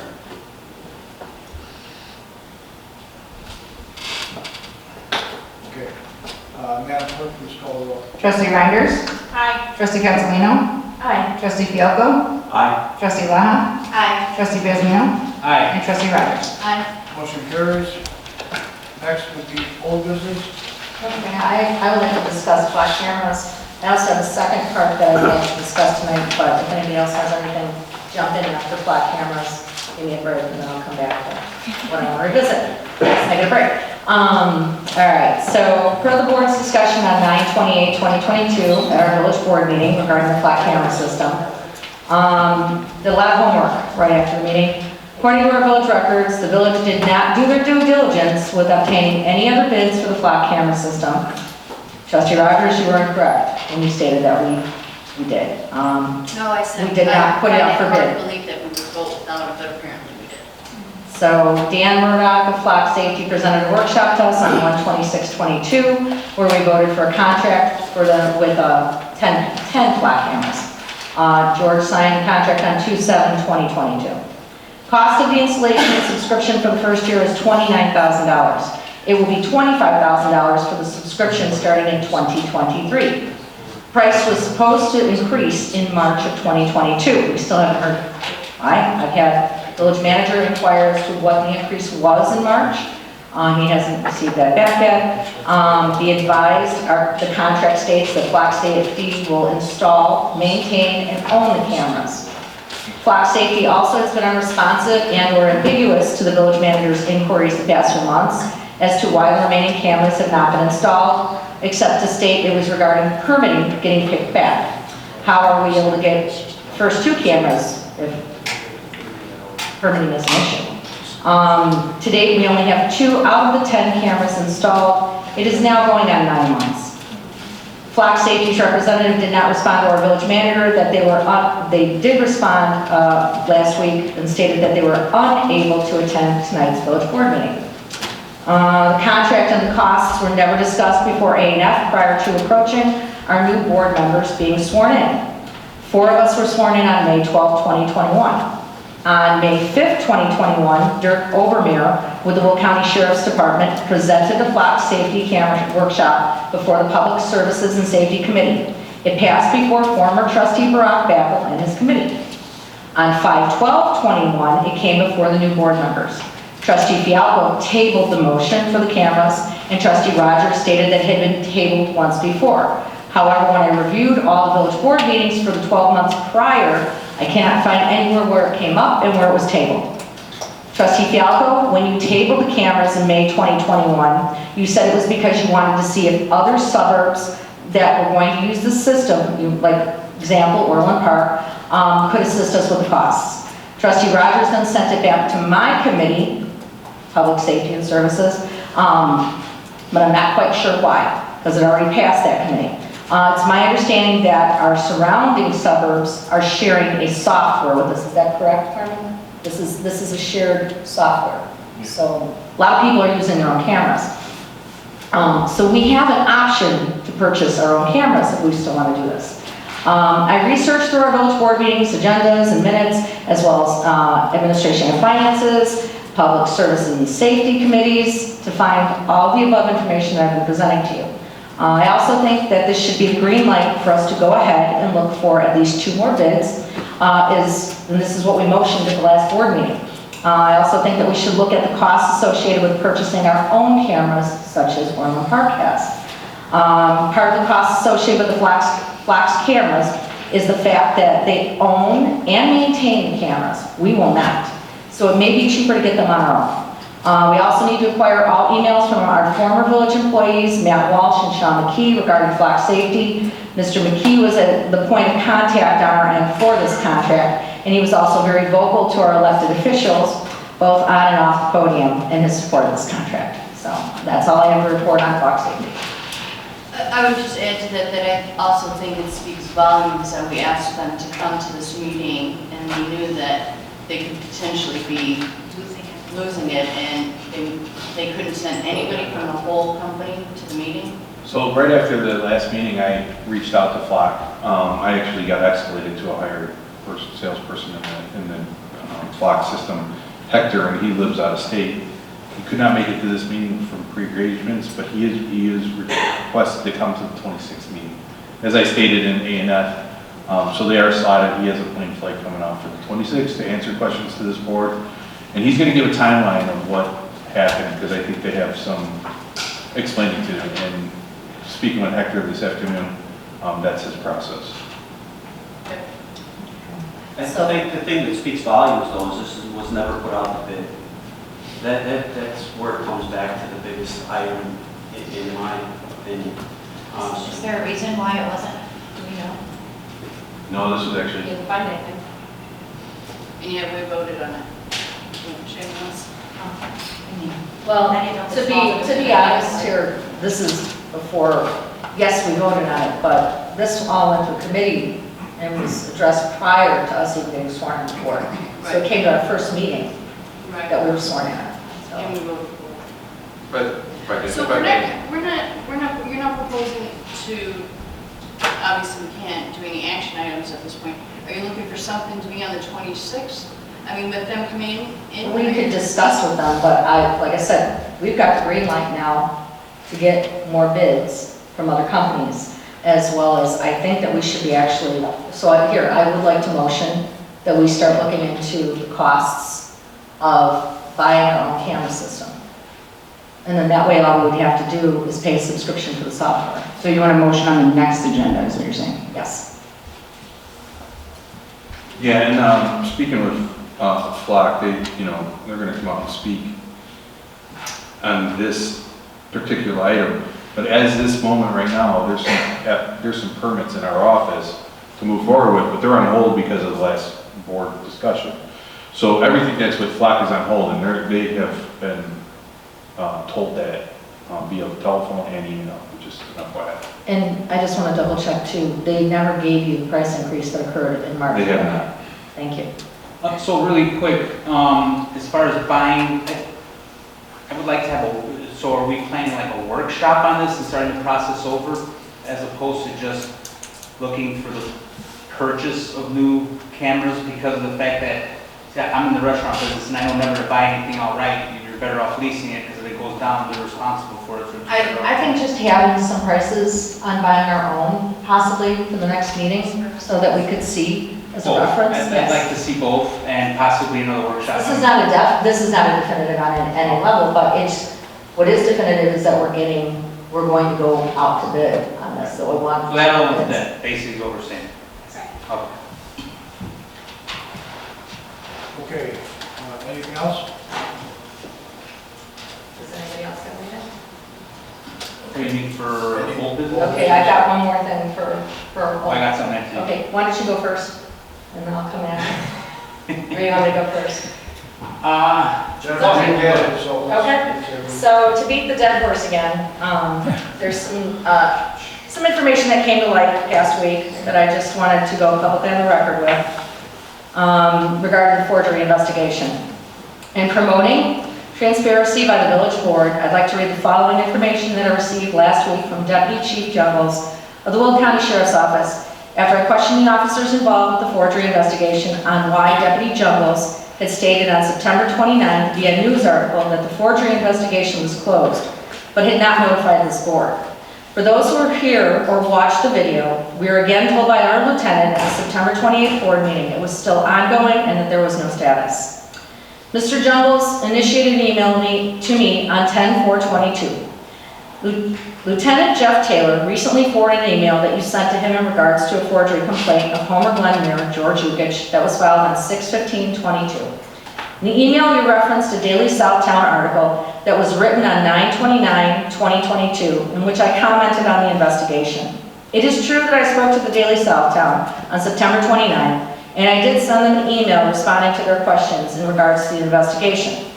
I can tell you with 100% certainty that when Lieutenant Taylor was present at your board meeting the day before and reported that he had nothing to report, that was a correct statement. Lieutenant Taylor does not work in the Criminal Investigations Division, and typically he does not receive updates in the division in regards to cases assigned to detectives. Prior to making those statements to the media, members of the Will County Sheriff's Office had a meeting with the victim, George Ukich, and explained to him the outcome of the investigation. Typically, when a determination is made on whether or not charges get filed in a case, detectives will meet with the victim to explain the findings or rationale behind the determination. In this case, that was done, and the victim, Mayor Ukich, was provided that information. What Mayor Ukich does with that information is completely up to him, because he is the victim listed in the report. Furthermore, Detective Strome met with members of the Will County State's Attorney's Office in regards to the investigation, and was told by the Will County State's Attorney's Office that a crime had not been committed. She was advised by the State's Attorneys that even if the signature was forged on the document, there was no financial gain associated to the use of the signature.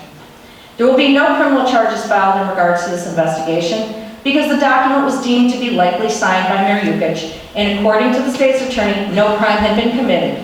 I hope this clears up any questions that you may have, and if you need anything further, my contact information is listed below. My response, on the same day, Deputy Chief Juggles, our board is requesting your documented outcome from the investigation. What date did the Will County Sheriff's Office have this meeting with George Ukich? What date did your department close the investigation?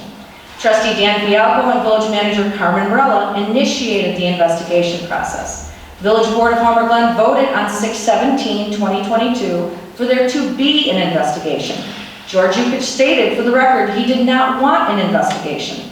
The Village of Homer Glen Board also voted for a forensic consultant that is contracted by the State of Illinois Police, who you contract with for forgery investigations. Village of Homer Glen also paid for this analysis with no cost to the Will County Sheriff's Office.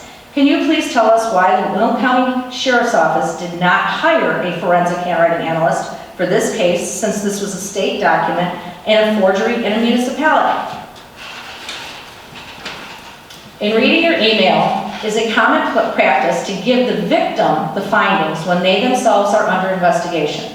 Or did the Will County State's Attorney not choose to investigate George Ukich and consider him a suspect after KDX Forensic Consultant stated the signature was highly probable to be his?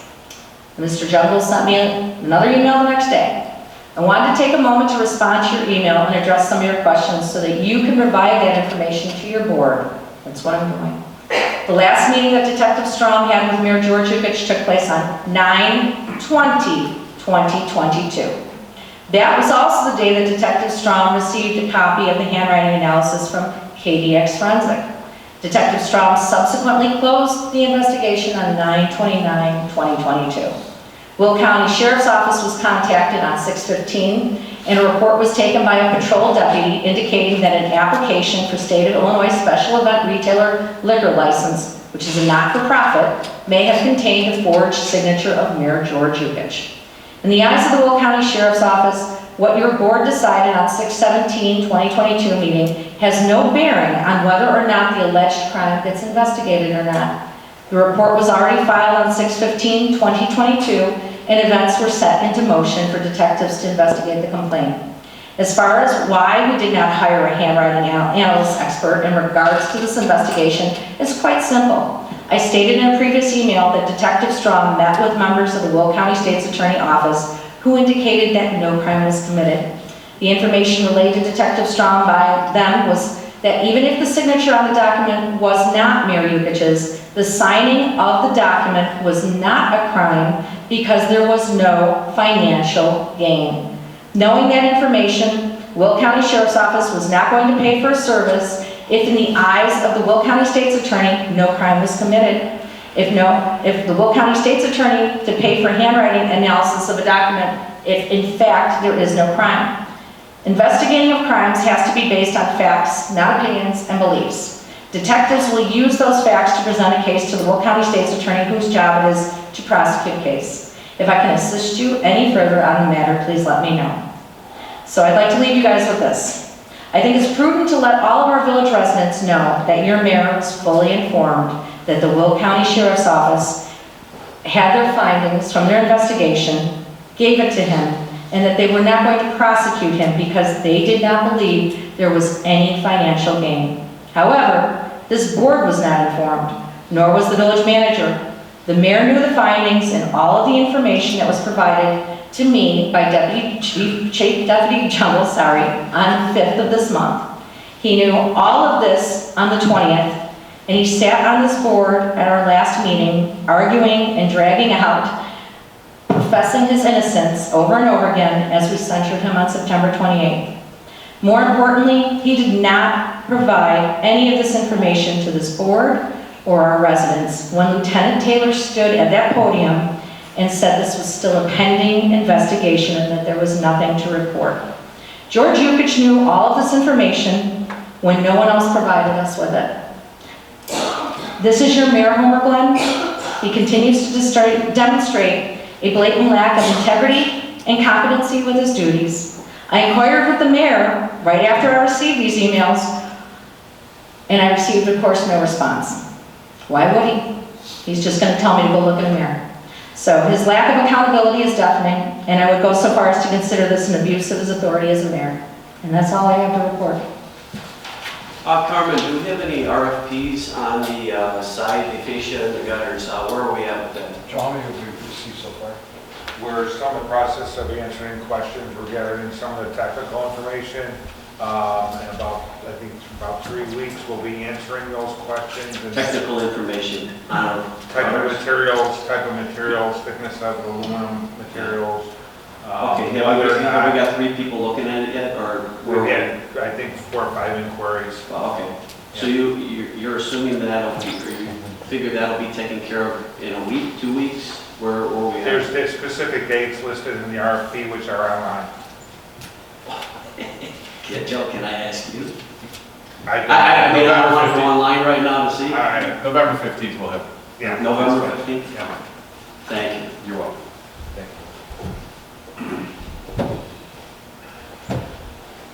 Is there any other old business? You said you had something. No, I'll wait for the next meeting. New business? Under new business, I had brought it up before and I discussed this with Carmen. I know Mayor Yukich, you had said that you looked into this before, but I keep getting asked this question. And as far as the post office in our village, if we could explore that one more time to see why we didn't get it, maybe because now we're under home rule, still we can get a post office. I'm not sure. I don't know all the steps to getting that, but I've been asked quite a few times about getting a post office in our own village now that we're a pretty big village. So if you could at least start the ball rolling to looking into that as to why not, or if we can, then we can go from there. In addition to that, Mayor Yukich, I'd like to ask you under new business if we can allow after the Pledge of Allegiance to have a prayer. And if, depending on your answer, you can let me know would you be able to let me know if that's okay right now or not? And starting with the next meeting, we would start having a small prayer after the Pledge of Allegiance. Yeah, that's fine, but it also has to go for every denomination. You just can't have one. Well, usually it's a generalized prayer. It's not one denomination or another. But I believe Father Tom is willing to do that from a local church. We could even rotate it if you want. Gary, is what the mayor just said, are there stipulations as to denomination? I mean, I looked at other villages and they just say a short prayer. Matter of fact, it was their police officer that said a short prayer. It isn't to make it all, a formality here. It's just to have a short prayer for our village, and it could be a different person every time. It could be Father Tom, it could be anybody. But as far as doing this, Gary, we don't have to say it's got to be a certain, or don't have time for prayers from all denominations in one day before a meeting. So to answer Mayor Yukich's response, what would we say to that? I don't really have an answer right now, trustee. I would just like to do some research. I don't know that it's something that I can give you a definitive answer on, but I will do some research and provide that information to Mayor Yukich, okay? In the meantime, Mayor Yukich, would you be okay with the local church, Father Tom, to come and give a short little prayer? I think we should wait till the council looks on it. Well, we have all these other villages that are already doing it, so I mean... That doesn't mean they're doing it right. Okay, so you're not for prayer right away? No, I'd rather wait until Karen looks into it. Is there any other business? Well, let me finish up with that. If we have to make it in an ordinance, change the ordinance to include it after the Pledge of Allegiance, we can do that. So that's the direction I'm heading if we run into any problem. But I would like clarity on it from you, Carrie, if we could. I'll do some research and report. I think it would be a great idea if allowed. I know that the county does it, so that'd be nice. It's just my feedback. I don't have a problem with it, just I don't want any discrimination. Will County still does it, right? Correct. All right, is there any other new business? Is there anything for executive session? Mayor, the village manager informed me that he would like to go into executive session to discuss compensation of an employee, which is a permitted subject under the Open Meetings Act, as well as to give the board an update on collective bargaining with International Union of Operating Engineers Local 150, which is also a permitted subject for closed session under the Open Meetings Act. Okay. Well, I need I'll make that motion to go into executive. I'll second. I'd like to have a 5-minute break for everyone. That's fine. Thank you.